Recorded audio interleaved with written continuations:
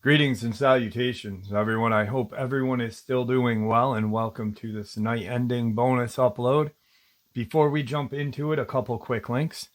As many of you know, I rely on Patreon, PayPal, channel membership, and the merch to help the channel to continue to grow and go. Links to Patreon, PayPal, and channel membership is in the description below. Merch displayed directly under the video.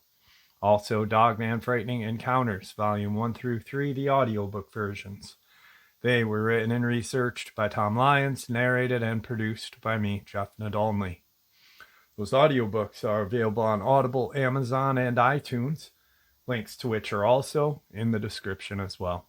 And finally, last but definitely not least, if you'd really like to help support the channel to continue to grow and go, simply subscribe. It doesn't cost a cent. Click the like button, takes half a second. If you don't want to miss out on any of the informative uploads that I put out daily, click the bell icon, and folks, please leave a comment. Why? Well, because all of these things really do help the channel to continue to grow and go. They definitely do matter, and they are appreciated. With that, I have taken far too much of your time. Let's jump in to this bonus upload, shall we? Today's first subscriber, Dogman, Ohio encounter.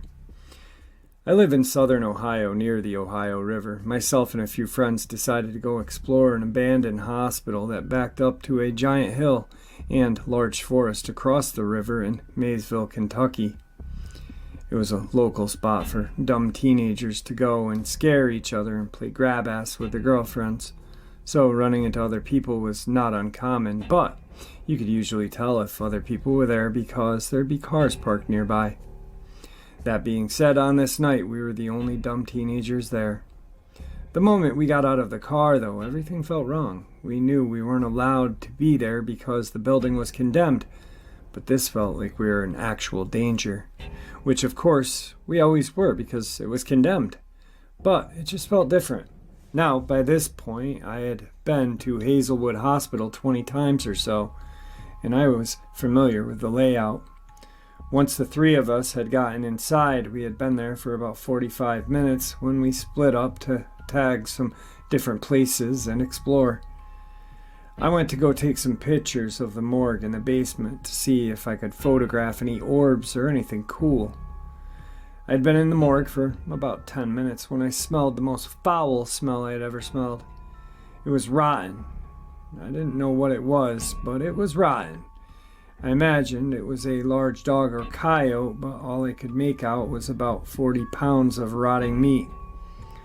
I had just started to look at the meat chunk when I heard the slam of the steel door and what sounded like running through puddles of water, which meant whatever it was in the basement with me because the floor had 3 inches of standing water in it. So naturally, I figured it was my shifty friends playing a prank on me.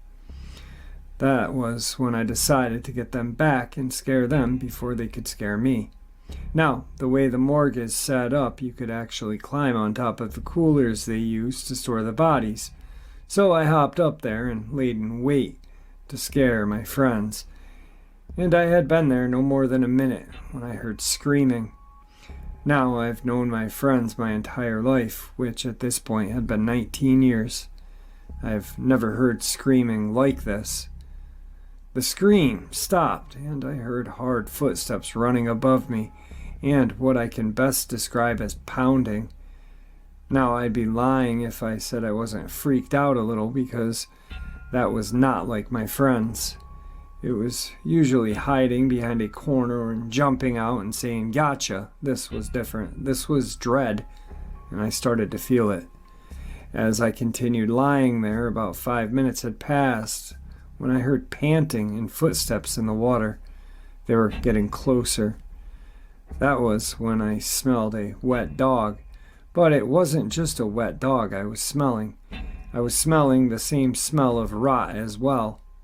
Then another steel door slammed, and I could tell it was the same door I passed before I got to the morgue store. The panting was even louder now, and honestly, it sounded more like labored breathing and sniffing. Now at this point, I'm terrified, trying to slowly back away from the edge of the cooler I'm on, so I can slip behind the wall of the cooler. The cooler backs up to the drop-in boiler room, and I'm almost to the end of the cooler when I hear the morgue door slam open and break the tiles on the wall with the handle. I'm less than 35 feet from whatever is panting and smelling like death, and all I can think is, run, run, run. I could hear sniffing, and then I heard the deepest, most menacing growl I'd ever heard. The movies and shows don't do justice to just how deep and rough a growl of the size sounds. It was scaring me, sniffing me out. It was actually smelling where I had been. I dropped down behind the wall in the boiler room, and I thanked God the door that connected the morgue to it was blocked with some old gurneys and a locker on its side, which I thought would stop this thing from getting in. I was wrong, very wrong. I hadn't been in the boiler room 30 seconds before I heard the pounding and scratching on the steel door. It sounded just like Freddy Krueger trying to carve his way through the steel door. Then I heard the sound that still haunts me to this day. It howled, and I mean it bellowed a howl so loud I had to cover my ears. Now on the other side of the boiler room was the access to the generator and the dock doors trucks used to unload, and the hillside that led to the woods. When I reached the other side of the room, I could hear this thing slamming into the door and knocking the lockers away and the gurneys. I opened the door to the dock room, and when I looked back, I saw the arm of this creature sticking through the opening it had made, and it was just like a horror movie. It was gray and brown, massive fur, but it looked like a human arm. But it didn't, because the hand was all wrong. The hand had 5 digits, but the claws would have made a bear run in fear. I slammed the door behind me and ran for the dock doors. The dock doors would not budge, and I could hear the gurneys overturning and the lockers sliding on the floor. It was getting through, and the only thing between me and it now was a single door. I ran to one of the windows by the dock doors and proceeded to bust it out, which mangled my hand from the glass. Then, as I was pulling myself through the window, I heard the door get slammed into, and one of the hinges completely flew off the door and hit the wall. I tumbled out of the window and hit the cold, wet ground. When I stood up, I saw it in the doorway. Now, I'm 6'4", 250, not little by any means, and this thing took up the entire doorway. An 8-foot, 3-foot wide door. It was covered in head to toe gray and brown fur. It had a very narrow snout, almost like a Doberman Pinscher's, and its ears were just barely visible from the doorway. But I could tell they were pointed up, just like dogs. I couldn't believe what I was seeing. I was completely paralyzed. This thing was staring right into my soul, looking at every delicious part it was going to enjoy. I never felt like an item on the menu, but I can tell you it is terrifying.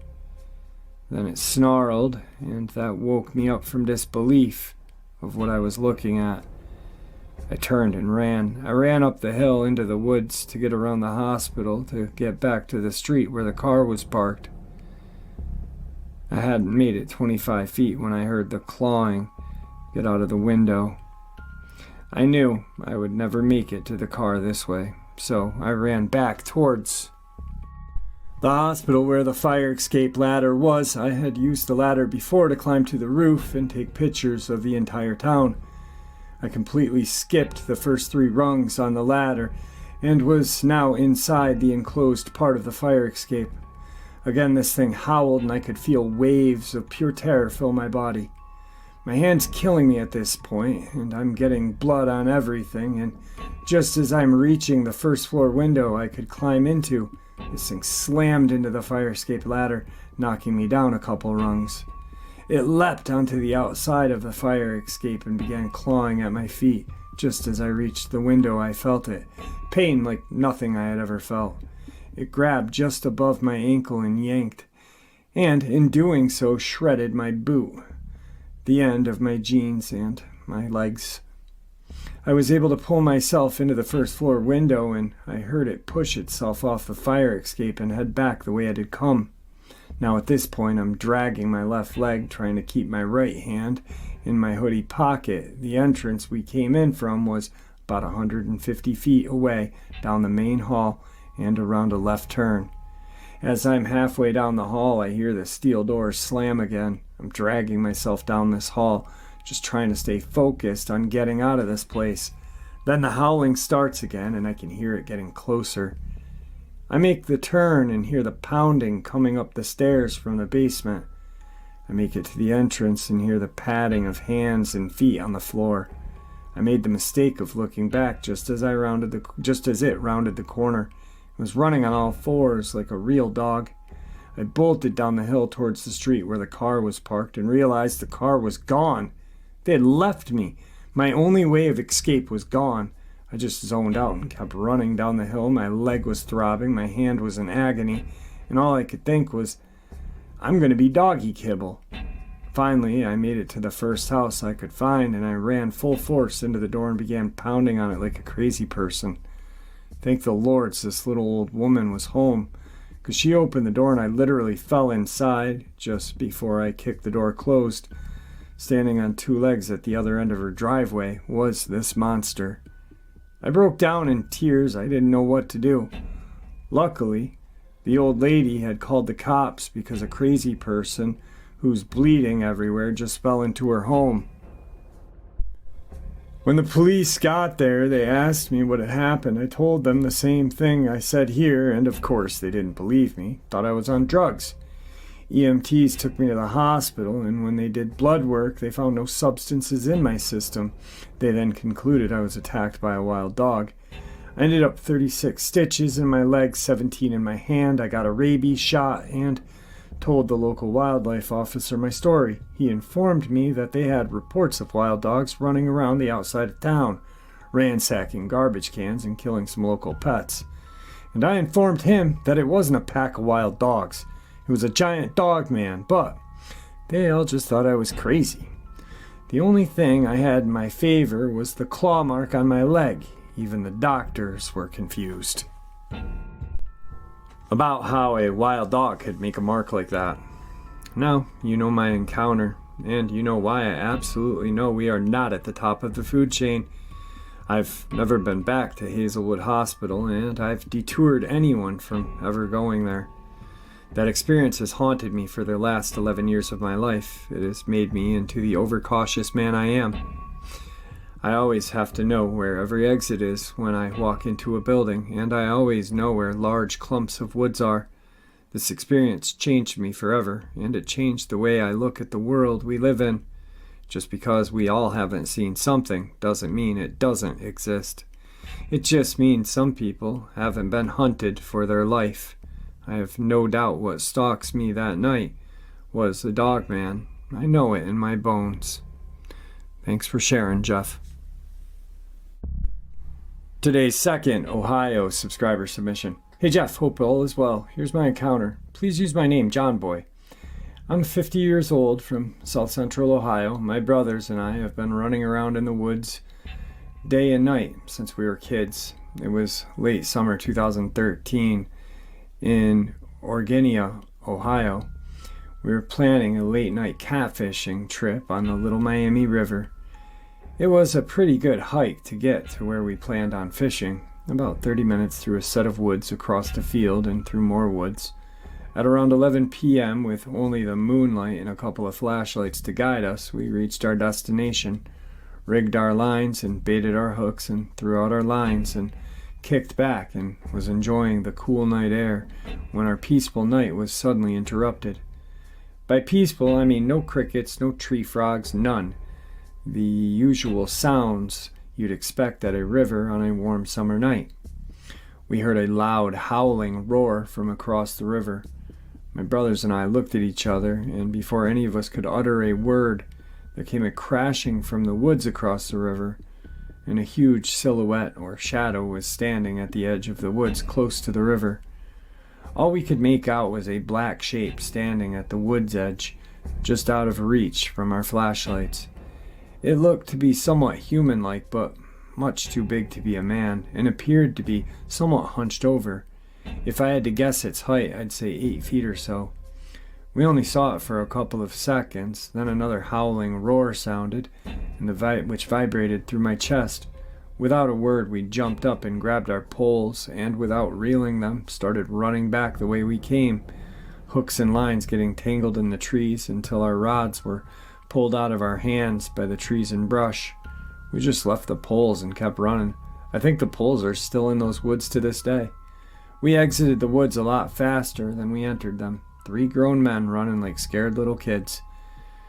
We have returned recently during the day and were going fishing there until I felt uneasy and I couldn't. We left. We agreed not to tell anyone about that night and haven't until now. I talked to my brothers and they agreed to me telling the story to you. I believe Ohio to be a hot spot for Dogman, and with the recent upload about the Ross County, Ohio brothers that took down a Dogman, I felt compelled to share my encounter. Thank you, Jeff, for all you do. I appreciate it. God bless. And here is that encounter that he just mentioned. Hey, Jeff, please don't use my real name. This encounter happened to my brother and I in the late 80s, early 90s. It was the second day of deer season in southern Ohio. My brother had a .358 Winchester and I had a .308 Ruger, which you are not supposed to be hunting with. The farm we hunted on was rented by my dad's brother. I've hunted on this farm from 1966 when I had turned 13.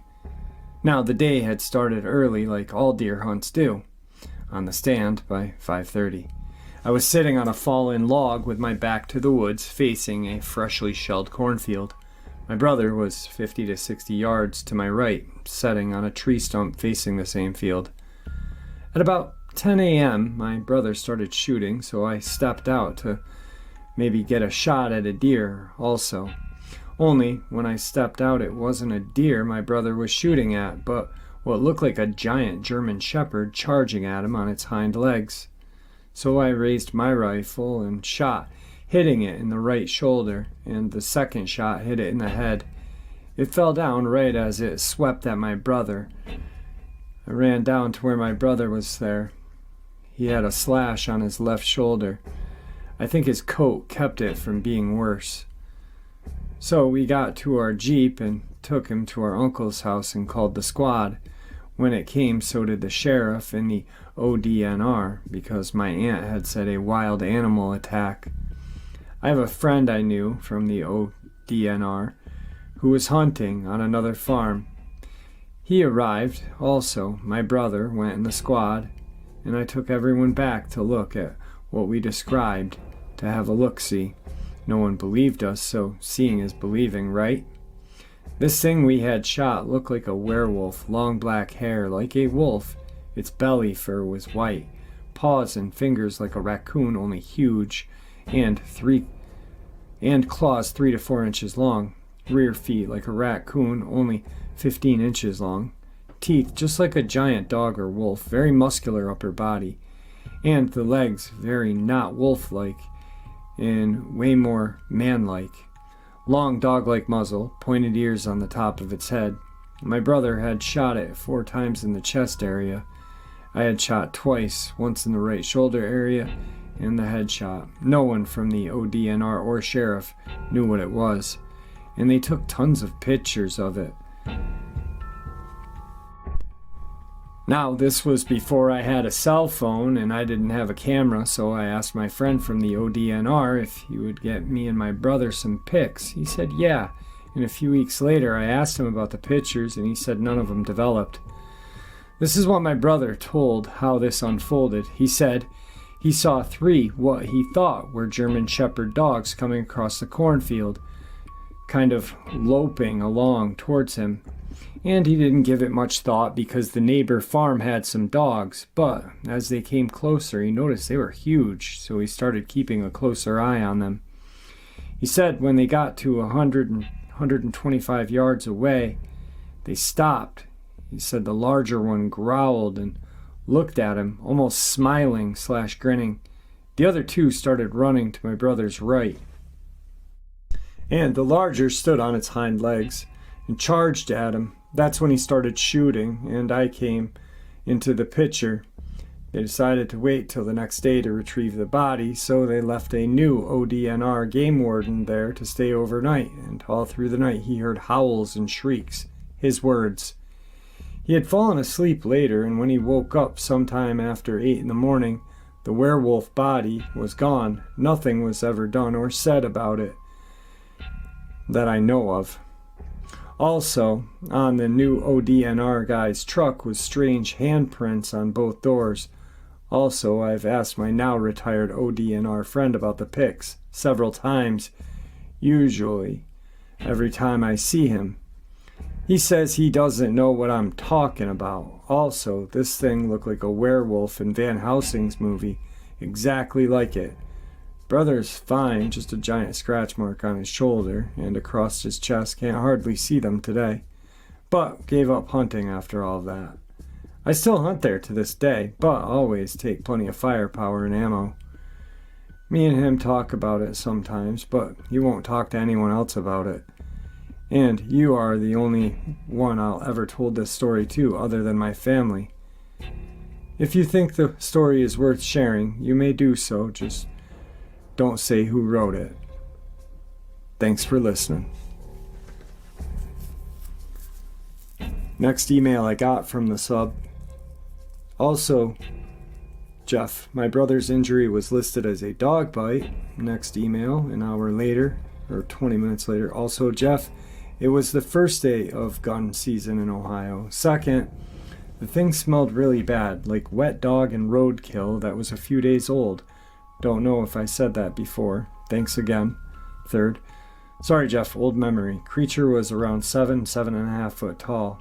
My brother also said when he first saw them, they were on all fours, but walked very odd, and also said when the big one charged on its hind legs, the other two ran off on all fours.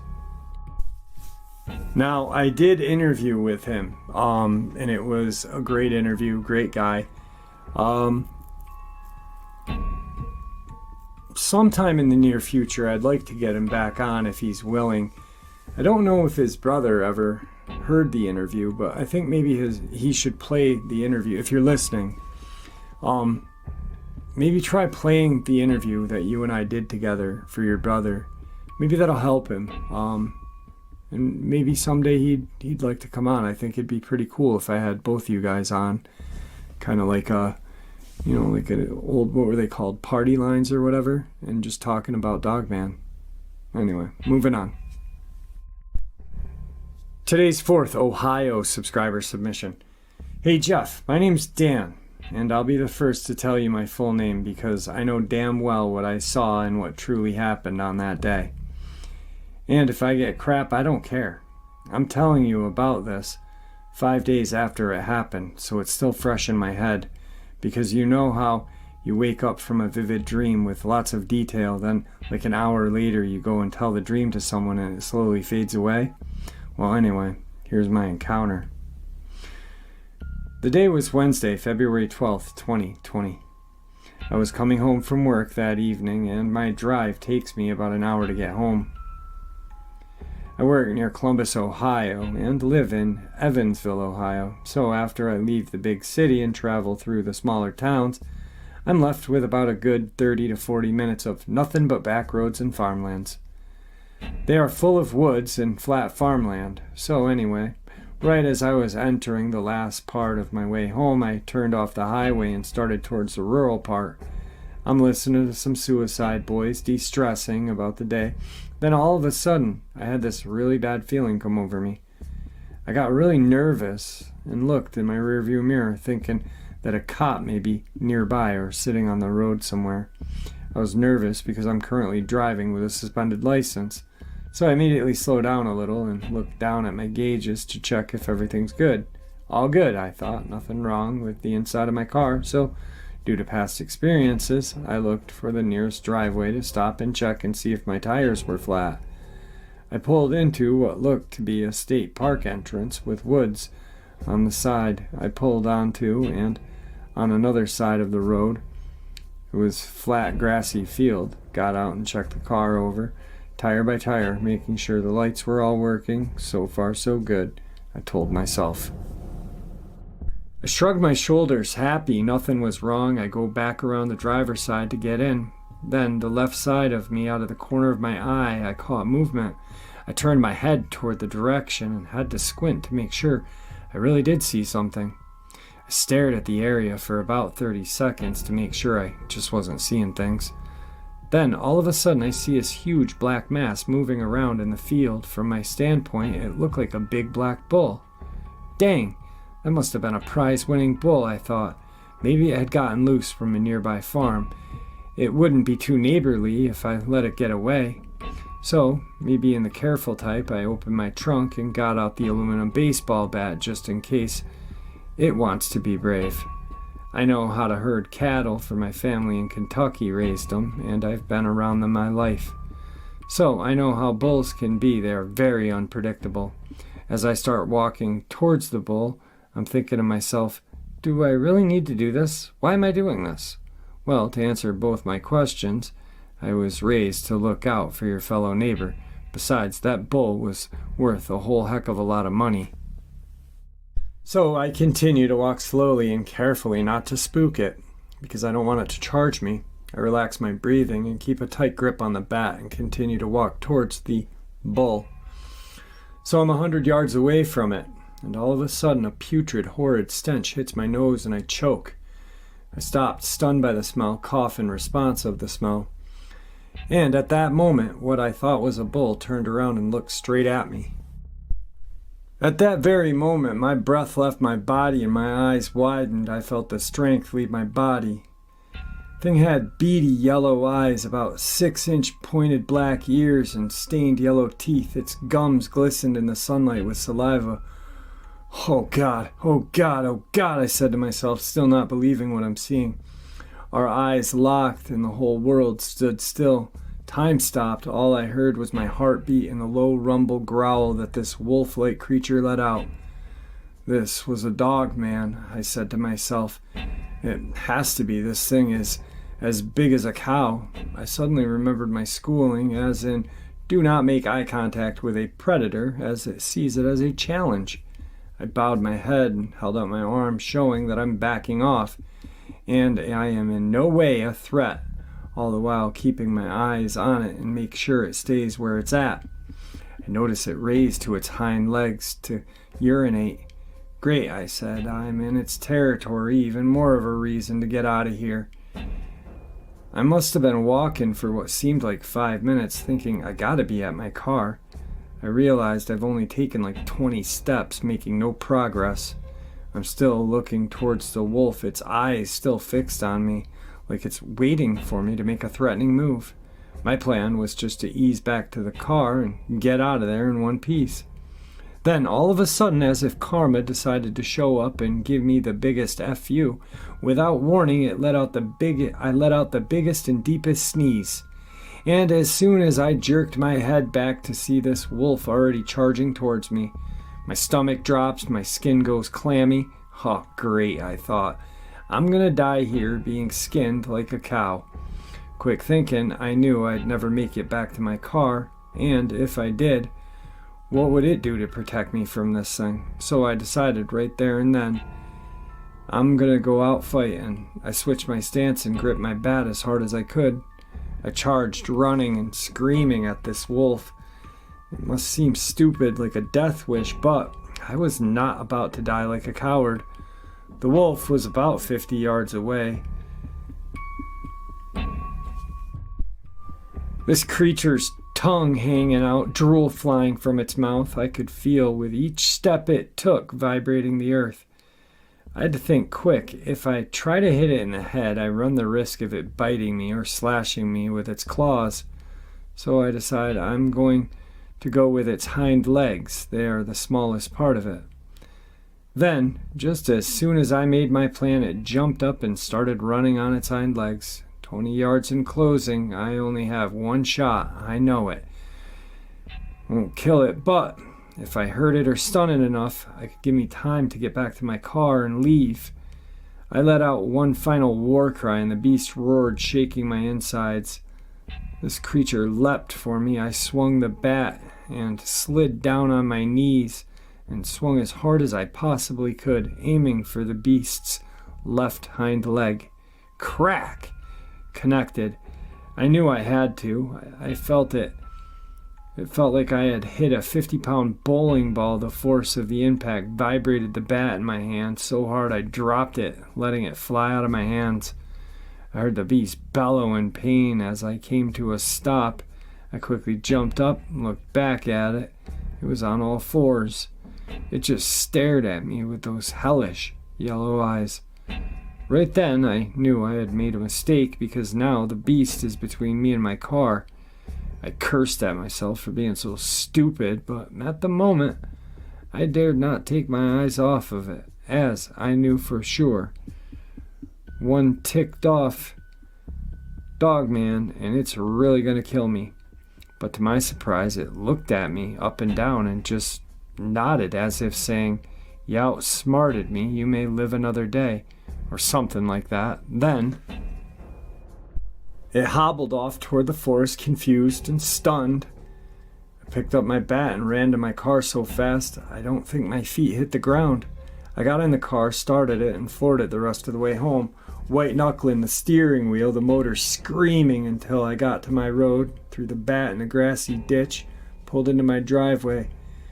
I took a few minutes to collect myself and calm down before I headed into the house to face my family, trying to think of an excuse as to why I'm in this condition. Taking a long, heavy sigh, I get out and start heading towards my front door when I heard a long, blood-chilling howl. Until next time, I said. Upon opening the door, my wife, holding our 7-month-old son, she took one look at me and sat him down in the playpen and ran over. "Oh my God, what happened to you, honey? Are you okay? Why are you so pale and sweaty? You look like you saw a ghost." "I hit a dog on the way home, honey, and it scared me." "Oh my God," she said, hugging me. "Are you okay, though? Did you kill it with your car?" she asked, looking worried over at me. No, I didn't. I don't even think I left a scratch on it. Thanks for your time, JB. Tonight's final subscriber, Ohio Dogman submission. Hey Jeff, I appreciate what you do. I had a brief encounter of some sort in 1981. I was fishing on a private pond. Yes, I was trespassing at 3 a.m.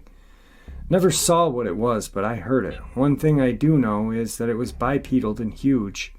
I could hear it stepping with strides that sounded like 10-foot spans, and all I could see was the top of 30 to 40-foot sapling trees bending out of the way as it left the area.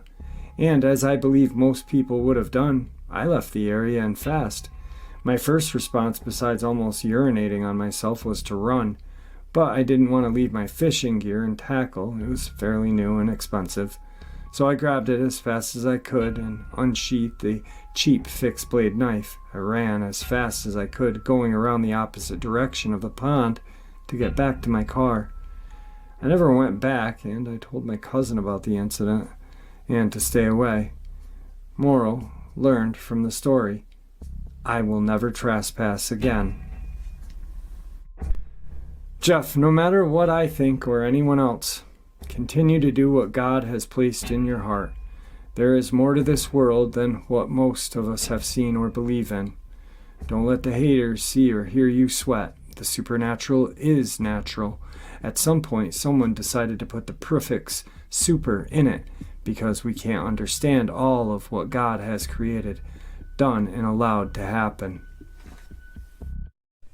All right, guys. Like I said in the intro, I had some absolutely terrifying encounters out of Ohio. I hope you enjoyed them. Let's check out some video clips. Look.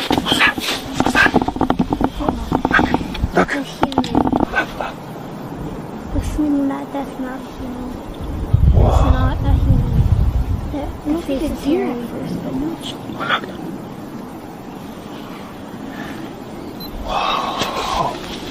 is not a human. Oh my god.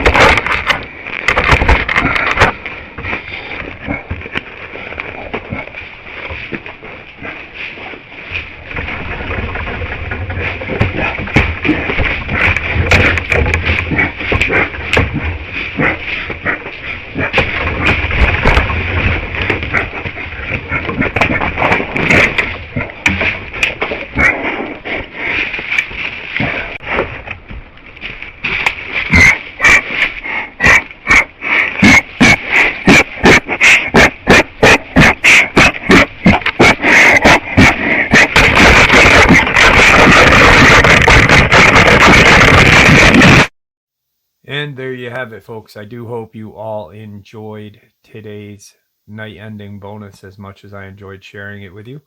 I'd like to thank you all for supporting the channel. It is, after all, your support that helps this channel to continue to grow and go, and honestly, what gives us all a chance and a place to share our experiences and theories judgment-free. Everyone is simply treated with the respect that we deserve. Please, everyone, stay safe, happy, healthy, and ever vigilant, keeping an eye on our children, pets, family, and our friends. These creatures are real, they are out there and dangerous. Share this information with those you love and care about, and it may just help save their lives someday. Until next time, never stop asking questions, never stop searching for the truth, and God bless you all.